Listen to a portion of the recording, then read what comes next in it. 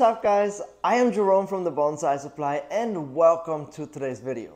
Now in bonsai, one of the most difficult things to learn is the repotting process, and that is exactly what today's video is all about. We will be covering repotting topics such as why is it important to repot my bonsai tree?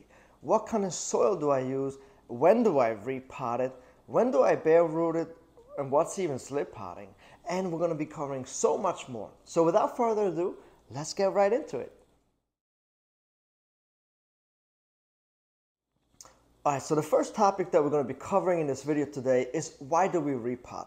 And think of it this way, it's very simple to understand why we need to repot our bonsai trees. And so if you think of it, a tree normally grows in the ground, where it has unlimited space, it can grow every which way, and obviously does not need to be repotted. It stays where it was born, where the seed was dropped, starts to grow, and that's where it stays for the rest of its life. Now a bonsai tree is the roots are kind of restricted inside of the container, the bonsai pot. So the roots can only grow this much, as big as the container is, right? So once the roots have filled out that entire container, which usually takes about 2 maybe to 4 years depending on the species, the climate, the health, and of course as well the vigor. So once the entire pot has been filled out with roots, what happens is that the water doesn't go down evenly anymore, and not the entire root ball gets wet evenly with the water, but also it is harder for air to penetrate the soil and aerate the root system. So at a certain point of not repotting your tree, the health of the tree will start to decline.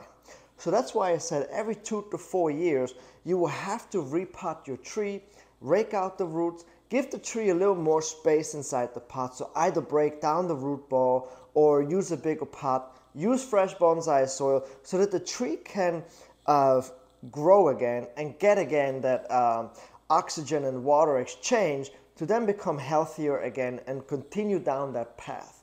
And so the most easiest way to see if your tree is root bound and if it is time to repot is if the water starts to pool on top of the soil and starts to seep down into the soil slower and slower. Or if the tree starts to push itself out of the pot a little bit. You can sometimes see it, like especially in the tropical world where they are such aggressive growers, they tend to push themselves out of the pot on one side, and you're like, okay, now I need to go ahead and repot this tree. So now that we know why it is important to repot your bonsai tree, let's also talk about using the right type of soil.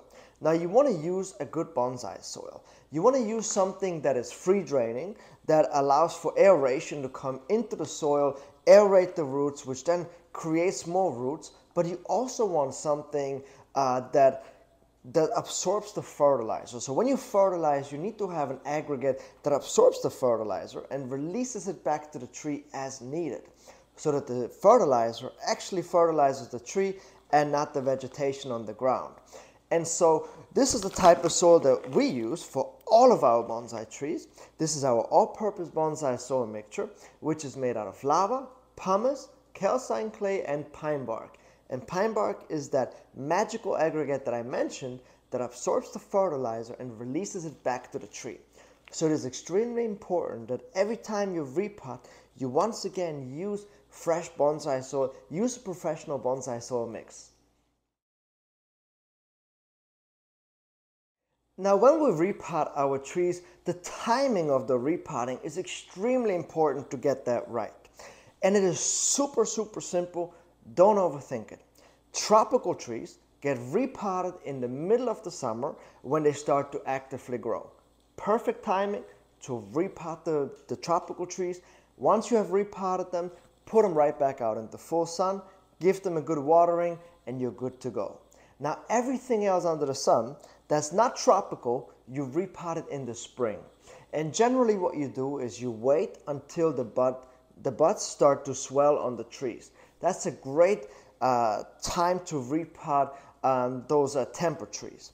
Now it is really important that once you have repotted the temper trees, make sure that the temperature does not drop below 40 degrees Fahrenheit anymore. Keep them above 40 degrees Fahrenheit, and also keep them out of wind at that early, early to mid-spring when there's still a lot of cold and dry wind coming through your backyard. Just keep them out of that area, and if the temperatures drop below 40, just move them inside your house or garage or something like that. Just protect them and you are good to go. Now, in terms of how severely we work the root ball every time we repot it, in general, goes something like this. So the very first time that you get a tree from a pre-bonsai, and it's usually like in black soil, and then you transition it into bonsai soil, that's usually the only time, and the very first and only time, where we work the root ball really hard, right? We wash out, we bare root the black soil, with exceptions to conifers. We don't really bare root conifers, but everything else, we usually bare root them at a repotting and then use good bonsai soil. Conifers, which is reduce the amount of not so good soil, and then just fill in good bonsai soil to surround those roots. Now, so that the conifers can still continue to grow that mycorrhiza. That's really important. We don't want to wash that away. Now, each time after that, we reduce the roots a little bit less than we did the previous time. And so over time, the root ball should look like something like this. It's almost like a doormat. It's very dense, thick root ball. That's what we want to achieve. Now, of course, with deciduous trees, sometimes it can be a little bit different where we bare root them each year. And the reason why we would bare root a deciduous trees, where it's most commonly that we do that there, is to improve the root spread, right? So we improve the root spread. After a year or two, we bare root it again, and we nail the new roots that have grown down to like a wooden board to really create that pancakey spread, if you will, or waxy spread. But then after a certain time, you want to make sure that you stop reducing the root ball as much and just work down the sides a little bit on the top, a little bit on the bottom. There are a few species that are very sensitive, and just to name a few, the azalea, for instance, is very sensitive. So an azalea, reduce the root ball very, very minimal. Or another one would be a dwarf jade. Dwarf jade do not like to have their roots messed with. So mess the roots the first time you repot them, and then never again. Just slightly reduce them and nothing more than that. Now the up potting or the down potting of the bonsai pot, I think that's a really good one. And that's also one that I get asked a lot of times. Like, hey, when do I know that it's time for me to get a bigger pot, or when should I get a smaller pot? And so there's different ways to develop your bonsai trees over the course of many years. So if you get, for instance, which is probably one of the most common ones, so if you get a bonsai tree in a 6-inch pot, such as this one right here, and the next time you repot it, you would just add 2 inches. So you go from 6-inch to an 8-inch. The next time you repot, from an 8-inch to a 10-inch. That's usually the most common practice, where you slowly increase the pot over the course of like 2 to 4 years every time that you repot, again depending on climate, species, health and vigor. And that's how you slowly increase the size of the trunk, the size of the branches, and also the height, and slowly up pot it, right? Now another approach would be to slowly down pot it, right? And that's something that I practice most of the time when I develop a tree. Doesn't matter what kind of tree I get, I usually put it into a really big oversized pot. And the reason why I pot it into an oversized pot immediately, fill it in with good bonsai soil, is so that the tree can increase its vigor. It can start to grow, it has more space to spread its roots, and that way the tree gets healthier, grows stronger, but also grows a lot faster. Every time you have to repot your tree, you set it back a little bit. So that's why I like to go into a really big pot first and fix things such as like large cuts or like big things that I have to heal on the tree. Goes a lot faster if I let everything grow out in a big pot, place all my branches, and then once I have like the main and the secondary branches placed, I then start to downsize the pot over the course of over several years to get it down into the right size bonsai pot. And that once again is like increase the health and the vigor so that once you pot it down into a smaller pot, that it is healthy enough to actually take that repotting. And that's very important.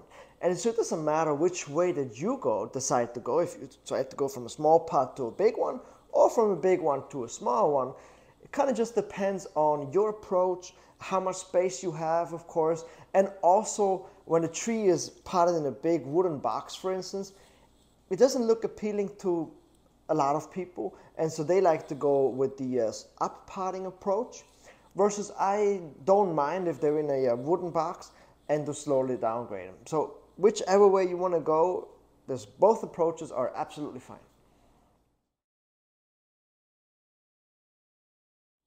Now, I think the slip potting is one of my favorite techniques to use, and this technique is so good because you can do it any time of the year. So off potting season.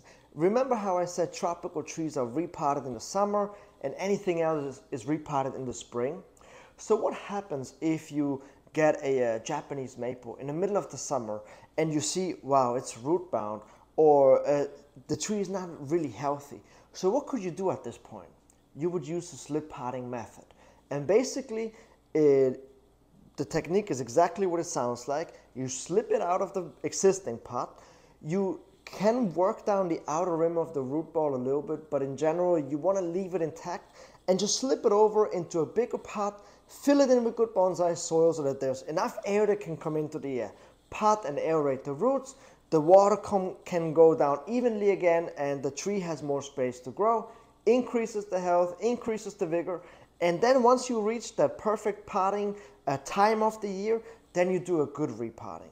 And so this technique is such a great technique and is used for trees that are in decline over the course of the year, where maybe you didn't have time to repot your tree in the repotting season, or like I just said, you acquired it off potting season.